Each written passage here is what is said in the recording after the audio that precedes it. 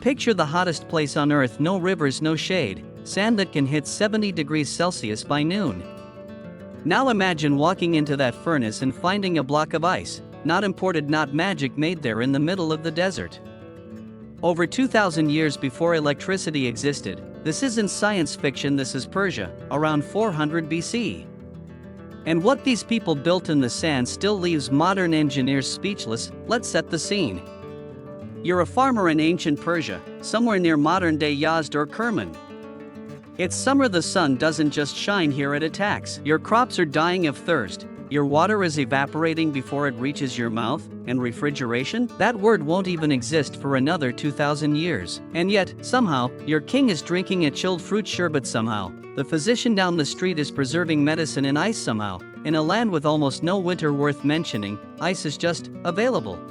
But the answer is a structure so clever it looks almost like a magic trick. The Yakshal Persian 4 ice pit, and once you understand how it worked, you'll never look at a desert the same way again. From the outside, a yakshal looks like a giant beehive rising out of the sand, a dome sometimes over 60 feet tall, built from a special mortar of sand, clay, egg whites, goat hair, and ash called saruj. This wasn't random. Saruj was engineered to be almost completely waterproof and incredibly heat-resistant, a material so tough that some of these domes are still standing today, thousands of years later. But the dome was just the visible tip, the real genius was underground.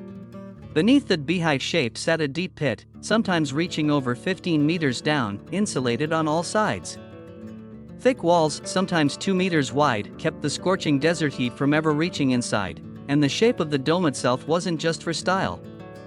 It was a natural convection engine. Hot air would rise and escape through the top, constantly pulling cooler air up from below, creating a self-sustaining cycle that kept the internal chamber dramatically colder than the world outside. Step through that low doorway on a 45-degree day, and the temperature could drop close to freezing. No fuel, no machinery, just physics, geometry, and a deep understanding of how air moves.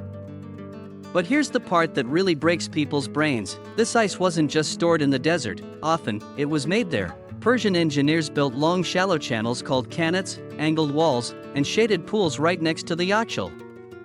On clear winter nights, when desert skies are cloudless and the ground radiates heat straight up into space, water in these shallow pools would lose so much heat overnight that it froze even when the air temperature stayed above zero.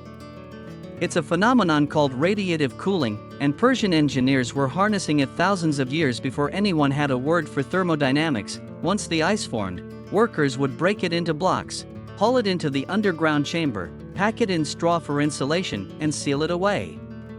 That ice would then last through the brutal heat of summer, sometimes for months. Now imagine the people who actually worked inside one of these, down in that stone chamber. The air was cold enough to see your breath while a heat wave raged just meters above your head. Baskets of dates, jars of preserved food, blankets against the underground chill. This was a functioning cold storage facility, staffed by real people, in a place where cold storage should have been physically impossible.